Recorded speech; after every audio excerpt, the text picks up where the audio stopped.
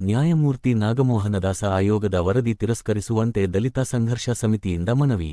ಕಾಗವಾಡ ತಾಲೂಕಾ ಕರ್ನಾಟಕ ರಾಜ್ಯ ದಲಿತ ಸಂಘರ್ಷ ಸಮಿತಿ ವತಿಯಿಂದ ಪರಿಶಿಷ್ಟ ಜಾತಿಯ ಒಳ ಮೀಸಲಾತಿ ಸಂಬಂಧಿತ ನ್ಯಾಯಮೂರ್ತಿ ನಾಗಮೋಹನದಾಸ ಆಯೋಗದ ವರದಿಯನ್ನು ತಿರಸ್ಕರಿಸಬೇಕೆಂದು ಆಗ್ರಹಿಸಿ ಸೋಮವಾರ ದಿನಾಂಕ 23ರಂದು ತಹಶೀಲ್ದಾರರ ಮುಖಾಂತರ ಮುಖ್ಯಮಂತ್ರಿ ಸಿದ್ದರಾಮಯ್ಯ ಅವರಿಗೆ ಮನವಿ ಸಲ್ಲಿಸಿ ಆಗ್ರಹಿಸಲಾಯಿತು.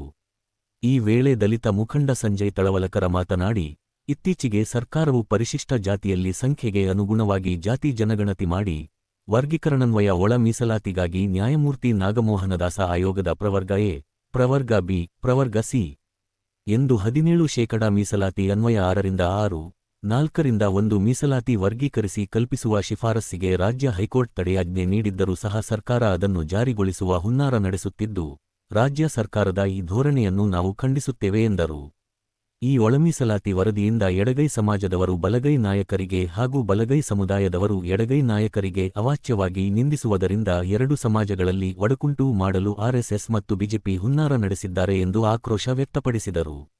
ಈ ವೇಳೆ ದಲಿತ ಸಂಘರ್ಷ ಸಮಿತಿಯ ಸಂಚಾಲಕ ಸಚಿನ್ ಪೂಜಾರಿ, ಮಚೇಂದ್ರ ಖಾಂಡೇಕರ್, ರವಿ ಕುರಣಿ, ಜಯಪಾಲ್ ಬಡಿಗೇರ್, ವಿಜಯ್ ಅಸೋದೆ, ರವಿ ಕಾಂಬಳೆ, ಉದಯ್ ಖೋಡೆ, ಮೀರಾಸಾಬ್ ಕಾಂಬಳೆ, ದಯಾನಂದ್ ಕೆರೂರೆ, ವಿನೋದ್ ಕಾಂಬಳೆ, ವಿದ್ಯಾಧರ್ ದೊಂಡಾರೆ, ಈಶ್ವರ್ ಕಾಂಬಳೆ, ಮಹಾಂತೇಶ ಬಡಿಗೇರ್, ಬಾಪು ದೊಂಡಾರೆ, ಸಿದ್ರಾಮ್ ಬಸ್ತವಾಡೆ, ಶೇಖರ್ ಹೊನಕಾಂಬಳೆ ಸೇರಿದಂತೆ ಅನೇಕರು ಇದ್ದರು.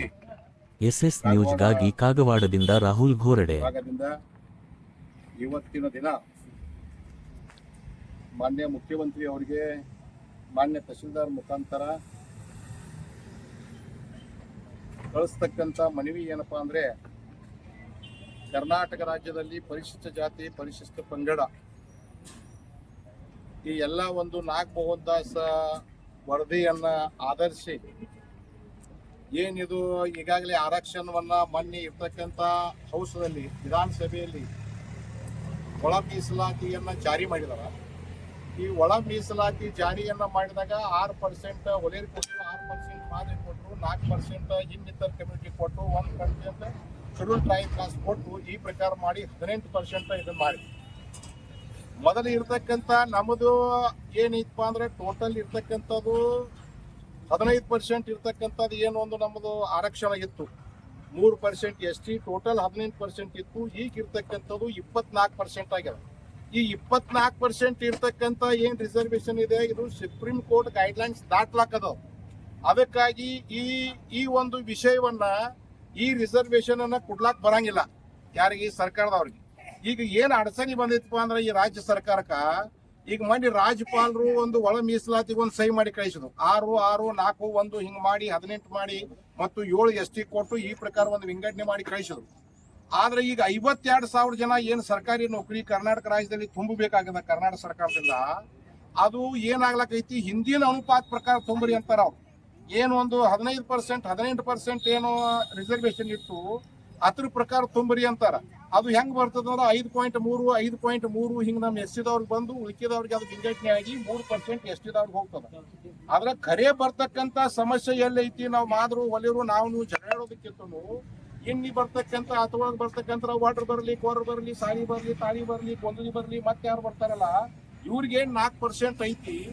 ಅದು ಕೂಡ ಇದ್ರಾಗ ಸರಿ ಆಗೋತ್. ಯಾಕೆ ಸರಿ ಆಗೋತ್ತಂದ್ರ, ಈಗ ಒಂದು ಹಳಿದ ರೋಸ್ಟರ್ ಪ್ರಕಾರ ತುಂಬಬೇಕಾದ್ರ ಮೊನ್ನೆ ಈಗ ಹೊಸವಾಗಿ ಗವರ್ನರ್ ಸಹಿ ಮಾಡಿದ್ರು, ಅದರಿಂದ ಅದು ಹಳಿ ತುಂಬಲಾಕ್ ಬರಂಗಿಲ್ಲ. ಅದನ್ನ ಅಮೆಂಡ್ಮೆಂಟ್ ಮಾಡಿ ಅದನ್ನ ಕ್ಯಾನ್ಸಲ್ ಮಾಡಬೇಕು, ಅಂದಾಗ ಇದನ್ನ ತುಂಬಲಾಕ್ ಬರ್ತದ.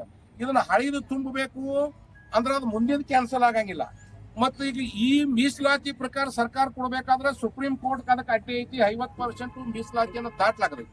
ಈ ಸಭೆ ಕರೆದಿದ್ದು ಮತ್ತು ಮನವಿ ಮಾಡತಕ್ಕಂತ ವಿಚಾರ ಏನಪ್ಪಾ ಅಂದ್ರೆ, ಮುಖ್ಯವಾಗಿರ್ತಕ್ಕಂಥದ್ದು ಏನು ಒಂದು ರೋಸ್ಟರ್ ಬಿಂದು ಇದೆಯಲ್ಲ, ನಾಗಮೋಹನ್ ದಾಸ್ ಅವರು ಒಂದು ರೋಸ್ಟರ್ ಬಿಂದುವನ್ನ ಮಾಡಿದ್ದಾರೆ. ರೋಸ್ಟರ್ ಬಿಂದು ಅಂದ್ರೆ ಏನು, ಈಗ ಏನು ಒಂದು 24% ನಾವೇನ್ ರಿಸರ್ವೇಶನ್ ಕೊಡ್ಲಾಕತ್ತಿದೀವಿ, ಇದ್ರೊಳಗ ಅನೇಕ ABC ಹಿಂಗ್ 9ಕ್ಕ ವರ್ಗ ಮಾಡಿದಾರ. ಅವ್ರು ವರ್ಗ ಮಾಡಿದ ನಂತರ ಮೂಲ ಅಸ್ಪೃಶ್ಯರು ಇರ್ತಕ್ಕಂಥವ್ರು ನಾವು, ಈ ದೇಶದಲ್ಲಿ ನಡೆಸ್ತಕ್ಕಂಥವ್ರು ನಾವು ಒಲೆರು, ಮಾದ್ರು, ಡಾರು, ಸಮಗಾರು ಇದು ಏನೈತಲ್ಲ ಈ ಕಮ್ಯುನಿಟಿಗೆ ರೋಸ್ಟರ್ ಬಿಂದು ಒಳಗ 5, 6, 7, 8, 9 ನಂಬರ್ ಹಚ್ಚಿದಾರ ನಮ್ಮನ್ನ.